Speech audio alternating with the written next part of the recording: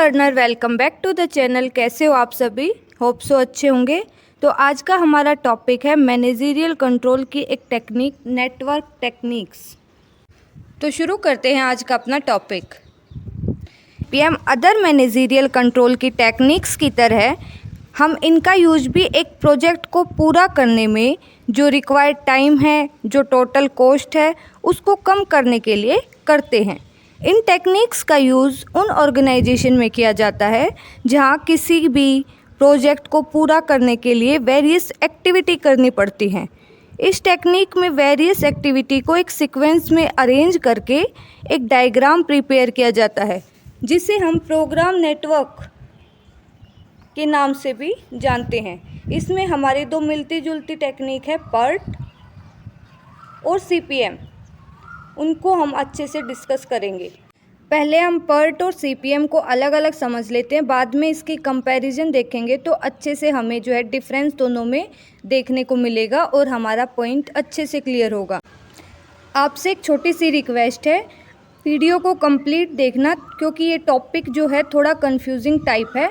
तो complete video देखोगे तो आपको अच्छे से जो है पॉइंट क्लियर होगा।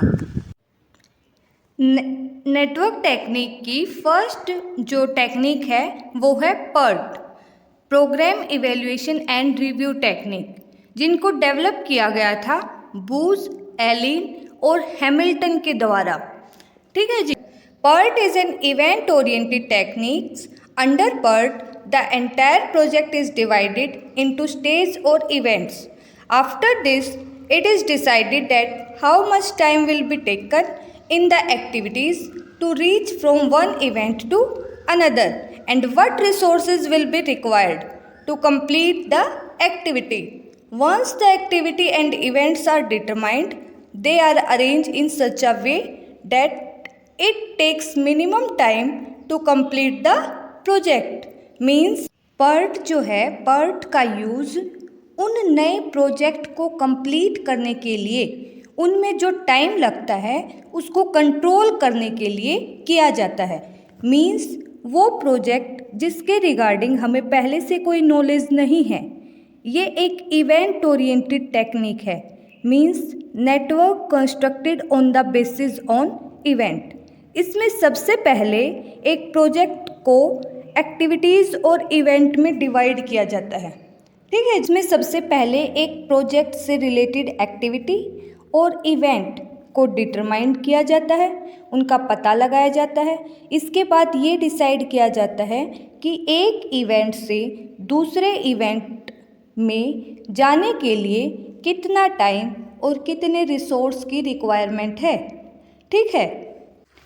इवेंट और जो है एक्टिविटी का पता लगाने के बाद हम ये उनको मतलब अरेंज करेंगे।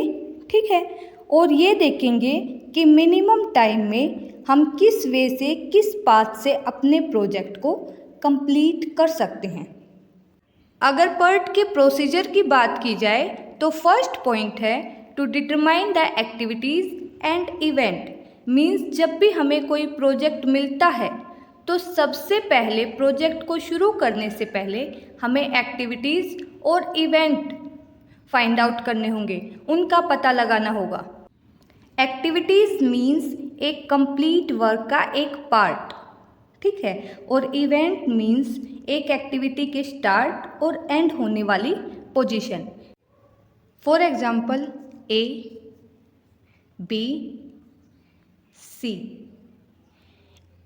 फर्स्ट इवेंट से सेकंड इवेंट तक पहुंचने में जो है 7 डेज़ लगते हैं। सेकंड इवेंट से थर्ड इवेंट तक पहुंचने में हमें 6 डेज़ लगते हैं। ठीक है। तो A, B, C हमारे इवेंट है और जो इनके बीच में जो प्रोसेस है, जो पार्ट है, वो हमारी एक्टिविटी है। मीन्स एक एक्टिविटी को कंप्लीट करने में 7 डे लगते हैं, सेकंड एक्टिविटी को कंप्लीट करने में 6 डे लगते हैं। A इवेंट के बाद हम फर्स्ट एक्टिविटी करते हैं, उसके बाद B इवेंट हमें मिलता है, उसके बाद हम सेकंड एक्टिविटी करते हैं, फिर हमें C इवेंट मिलता है। तो ये प्रोसेस चलती रहती है। कुछ एक्टिविटी ऐसी होती हैं जिन्हें मेन एक्टिविटी के कंप्लीट होने के बाद ही पूरा किया जाएगा। जैसे दीवार जो है बनने के बाद ही छत डाली जाएगी। कुछ एक्टिविटी ऐसी होती हैं जिन्हें मेन एक्टिविटी से पहले करना होगा। ये ऑपोजिट एग्जाम्पल है, छत डालने से पहले हमें दीवार बनानी होगी। तो एक्टिविटी वेरियस टाइप की होती है। जब हमें फर्स्ट पॉइंट एक्टिविटी और इवेंट डिटरमाइन कर लेंगे तो सेकंड पॉइंट है प्रिपरेशन ऑफ चार्ट।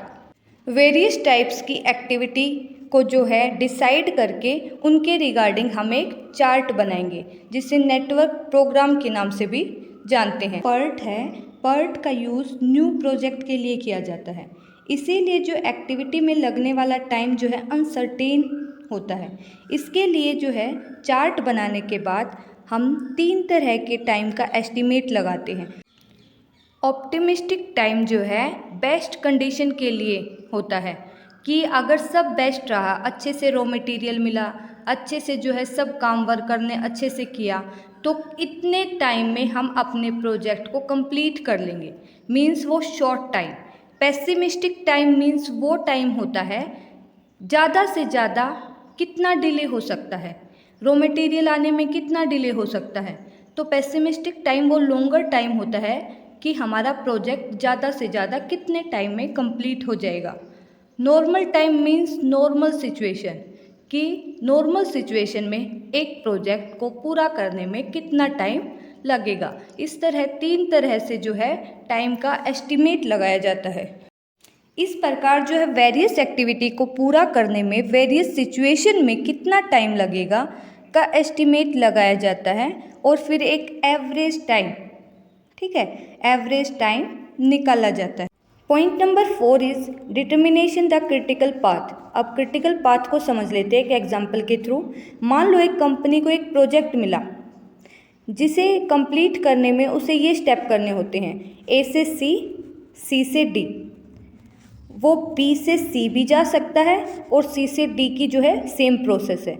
ए से सी जाने में उसे 4 डेज़ लगते हैं, ठीक है जी। सी से डी जाने में उसे 3 डेज़ लगते हैं। बी से सी जाने में उसे 2 डेज़ लगते हैं। इस सिचुएशन में जो है 2 पाथ है हमारे पास, ए सी डी, ठीक है जी, और बी सी डी। ए सी डी में हमारे जो है 4 + 3 7 डेज़ लगते हैं, और बी सी डी में हमारे जो है 2 + 3 5 डेज़ लगते हैं। इस तरह जो ए सी डी है वो क्रिटिकल पाथ है, क्योंकि दूसरे पाथ के कंपैरिजन में इसमें ज़्यादा टाइम लगता है। तो क्रिटिकल पाथ वो पाथ होता है जिसमें जो है दूसरे पाथ के कंपैरिजन में ज़्यादा टाइम लगे। सीपीएम मेथड को जो है पर्ट के साथ कंपैरिजन करके अच्छे से समझ सकते हैं। अगर दोनों में कंपैरिजन देखें तो जो पर्ट है, पर्ट और सीपीएम अच्छे से क्लियर होगा दोनों में डिफरेंस। फर्स्ट वन इज़ जो पर्ट है, पर्ट का यूज़ न्यू प्रोजेक्ट में किया जाता है। जैसे हमने कोई नई कार लॉन्च करनी है, हमने नहीं पता कि इसमें क्या क्या आएगा, नई कार है, बिल्कुल यूनिक कार है, लेकिन सीपीएम का यूज़ जो है उन प्रोजेक्ट के लिए किया जाता है जिनके बारे में हमें पहले से थोड़ा बहुत एक्सपीरियंस हो।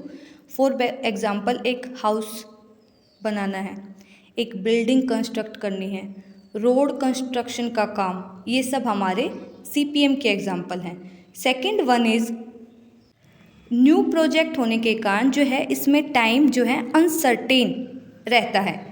इसमें 3 एस्टिमेटेड टाइम जो अभी ऊपर देखे थे ना, ऑप्टिमिस्टिक टाइम, नॉर्मल टाइम और जो पेसिमिस्टिक टाइम है, उनका एस्टिमेट लगाया जाता है। जबकि जो हमारा सीपीएम है इसका यूज हम सिमिलर प्रोजेक्ट लाइक जो सिमिलर नेचर के हैं, बिल्डिंग बनाते हैं, रोड कंस्ट्रक्शन का काम, तो इसमें जो है थोड़ा सा एक्सपीरियंस होता है, तो जो टाइम है वो सर्टेन रहता है। इसमें हम 3 टाइम नहीं लेते, सिंगल टाइम लेते हैं। थर्ड वन इज़ पर्ट में जो है टाइम एलिमेंट पर ज़्यादा फोकस किया जाता है, जबकि जो हमारा सीपीएम है इसमें जो है वेरियस एक्टिविटी में यूज़ होने वाले रिसोर्स का ऑप्टिमम यूटिलाइजेशन कैसे किया जाए, कॉस्ट कम आए, इसके लिए जो है हम एफर्ट करते हैं, ठीक है जी। है वो इवेंट ओरिएंटेड टेक्निक है, मींस जो नेटवर्क कंस्ट्रक्ट किया जाता है वो इवेंट पर फोकस करते हुए किया जाता है। जो सीपीएम है वो एक्टिविटी ओरिएंटेड होता है, मीन्स जो नेटवर्क कंस्ट्रक्ट किया जाता है वो एक्टिविटी पर फोकस करता है। ठीक है जी। सिमिलरिटीज़ की बात करें तो दोनों का यूज़ बिग प्रोजेक्ट के लिए किया जाता है, उनकी प्लानिंग और कंट्रोलिंग के लिए। दोनों में जो है क्रिटिकल पाथ की इम्पोर्टेंस है। दोनों में जो है प्रोग्राम नेटवर्क प्रिपेयर किया जाता है। दोनों में हम जो है इवेंट्स और एक्टिविटी को एक सर्टेन सीक्वेंस में रखते हैं। फिर भी दोनों में मेन डिफरेंस की बात करें तो मेन डिफरेंस दोनों में यही है कि जो PERT है वो बिल्कुल न्यू प्रोजेक्ट के लिए जो है बेनिफिशियल होता है, या हम न्यू प्रोजेक्ट के लिए PERT का यूज़ करते हैं, और CPM जो है उन प्रोजेक्ट के लिए यूज़ किया जाता है जिनका हमें पहले से थोड़ा बहुत एक्सपीरियंस है। इन सिंपल टर्म PERT और CPM जो है बिग प्रोजेक्ट के लिए एक वरदान है। ठीक है जी। Thank you for watching. If you like then please give a smile. Thank you.